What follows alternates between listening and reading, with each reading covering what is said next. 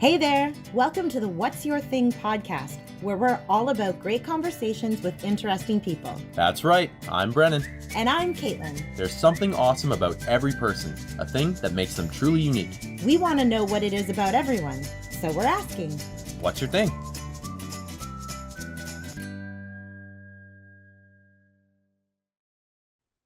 "26 episodes. Welcome back to the What's Your Thing podcast. I am one half of the hosts of this, Brennan. I'm your other host, Caitlin. And we have our cousin Evan with us again, our resident expert on the carnivore diet, who was unable to make it last week. But Evan, you made some changes, or you're going to make some changes. Tell us what's going on with you. What have you been up to in the last couple weeks? Well, so I took up the challenge there with Caitlin stopping with her coffee, and I went to decaf. And aside from a very minor headache one day, I've pretty much just kind of walked seamlessly into that. And I think when we left off, I was bouncing somewhere between like 17 and 19 pounds down, and now I'm 25. So You had like a 7-pound drop since we've seen you. yeah, well, it's been 2 weeks, and it's funny. I find, at least for me, my weight will fluctuate in like a 3 to 5 pound range.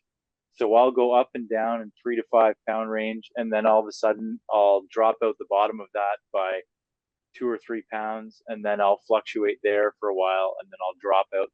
It's your body's doing things. Who knows exactly what? If I was some scientist, maybe I'd know.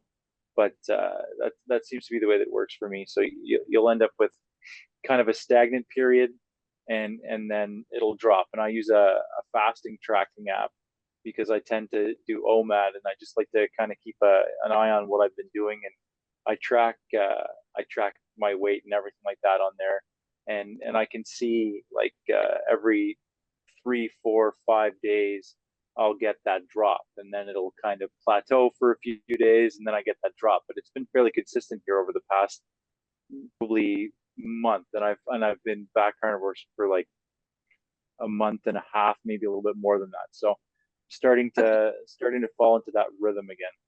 All right, so maybe that explains what's going on with me, because I had 0-pound change this week and just 0.5 inches overall. So my needle really hasn't moved. But I kept up with the no wine, and I kept up the carnivore diet. So I was a little bit surprised. But 3 weeks down 4 pounds overall, down, inches, but zero movement from week 2 to week 3. Well, bear in mind as well that I have a lot more to lose than you do. You definitely don't have that much to lose. And when I saw you there, what was it, last weekend? There's definite itches in you. So, and you're going to notice more in your mood, how you feel, aches and pains, that sort of thing. If you kind of keep your eyes on that sort of stuff, and just your overall feeling, you'll see slowly but surely things will change. And I'm sitting here looking at you, thinking that your skin might even look a little bit clearer on your face. Yeah, yeah, I feel like yeah, since the last time I saw you, even redness in the cheeks, that sort of stuff. Yeah, I don't see it this week. So I think there is changes happening. There usually is. There you Love go, it. ladies and gentlemen. The secret to losing 5 pounds is quitting coffee. I couldn't. Non-scale victories. Are you still off the caffeine, Caitlin? No coffee? I'm on decaf. I was not able to take it out of my routine. I found that Well, go decaf's no so caffeine. decaf, no caffeine. I think there's just like a little touch, but I was drinking at minimum 3 large coffees a day, and now I've cut it down to maybe 1 or 2 decaf, which is a huge change for me. I found that going carnivore in my social circles and work situation was already enough of a change. So having that decaf coffee kind of like keeps me connected socially, because going out for dinner, I'm doing the modifications or looking for places like some types of cuisine you can't even go to because there's nothing really there. So I was like, I need something stable and normal to hang on to while I do this transition. Look into making it bulletproof. That's basically what I do with mine. I add butter to the coffee, And with the change from the caffeine, but the fact that I had added the butter to the coffee and gone the bulletproof way of things. Now people add a little bit more than that in some instances, but if you look into it, it's just a little bit something extra to throw in the coffee. It ups your fat content, and it's yeah, it adds something to it, especially when you're drinking a black. So is that something we can't predict the future, but is this something you want to continue with, no caffeine coffee, or are you just trying it out for the podcast? I'm totally fine keeping off of the caffeine. I don't think I need it. I like the social aspect of it. Decaf is fine for me. I don't need to go back to caffeine.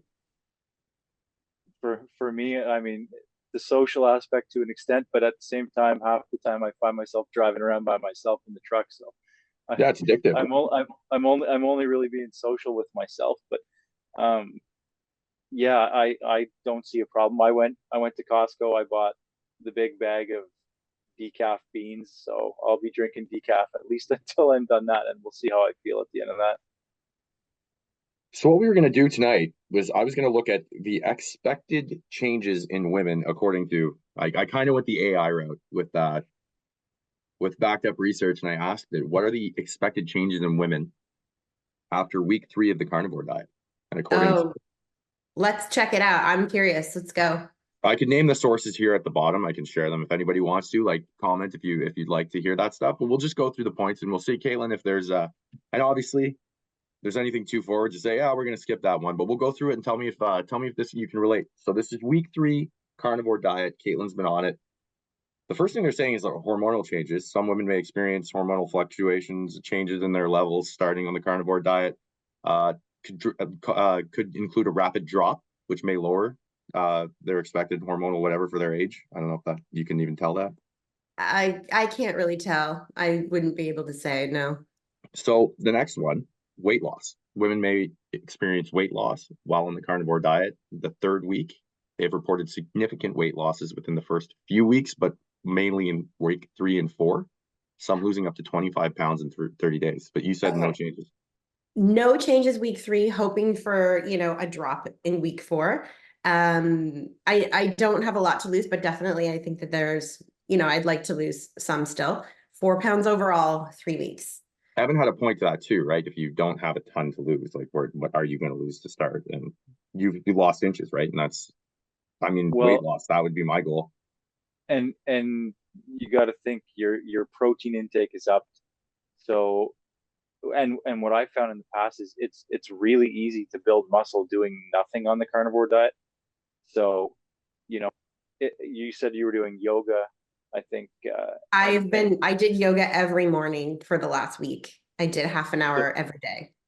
So, you might even see yourself go the other way, because you'll find it's super easy to build muscle, to get toned. Little changes going on in your body where, if you took a picture of yourself, of course, for your own volition, and then waited another 30 days and took another picture of yourself, you'd see changes. It's hard to tell when you're looking at yourself every day, but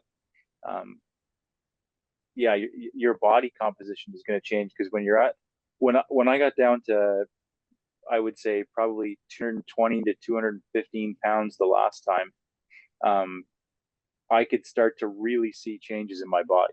Whereas before that, I didn't notice it so much. Other people were like, holy smokes, and obviously my clothes were hanging off me, and I had to change my wardrobe. But I really started to notice the little subtleties in my own body closer to the goal. So I think that it's probably something that you're going to find, is you see those little changes start to happen in little areas. Like maybe you start to see that little crease on the side of your torso from where your abdomen line is, and stuff like that. I think that's what you'll find. Your body composition is going to change, and the scale might not be, showing it every single day, but you might be building just as much muscle as any fat that you're losing in that particular day. So. Well, the next one we're going to speak to, Caitlin, is one that they said might affect you in the first 2 weeks of the carnivore diet, but I'm curious to see how this is going to change. It's digestive changes. So they're saying improved digestion, reduced bloating, their common experiences after 3 weeks for women on the carnivore diet. And it also leads to a sense of ease after meals, reduced discomfort for those who previously struggled with, like, feeling lethargic or heavy or bloated after eating. Absolutely. The bloating is gone. One thing like I have noticed is when you pull a pair of jeans out of the dryer, you don't have to struggle. Like, like sometimes you have to struggle to stretch them out. That's gone. Yeah, no discomfort after eating, which is incredible. Not feeling bloated or heavy when you go to, like, by the time you get to bed, it's really nice. And it's counterintuitive, right? Because in the past, if you were eating a big steak with a bunch of carbs, well, you'd be sitting there and you'd be struggling through it at the end. You'd be thinking, geez, I feel so full and so bloated because I ate all that steak. But it's completely the opposite, because now you're eating all steak or all beef or whatever it is that you're having that night as far as meat goes, but you're having a big serving and you're eating as much as you can and you're full. But even afterwards, you're not really like stuffed to the gills. You're not bursting at the seams. But if you were to add in like vegetables or fruits or something like that that ferments, then you feel that bloat right away. So it's really interesting that that happens on this diet that way. One thing that has happened that has been really incredible is my desire for carbs is like non-existent. There's been a few times where there's been desserts. I haven't wanted them. I'm not grabbing that bag of chips in the afternoon just because it's around. I'm not snacking in the pantry. Like I do miss vegetables. But I think what I miss most is the ease of it. Because you grow up like not just having a steak, like you have a steak and a side. And I was pretty good about like not having the fries or the potatoes, but like again, like with the coffee, it's the comfort and the ease of dining, but the sugar cravings are gone. And I've never been on a diet where I've been in week 3 and thought, I could keep this going, and I don't feel deprived, and I don't feel like going to Dairy Queen and having like a double dip cone. I don't feel like having those packaged foods. And thinking about it now, never say never, but I don't want to go back to the packaged foods. Like there's nothing in me that wants to make like a box of pasta with a sugary tomato sauce. And I have noticed that like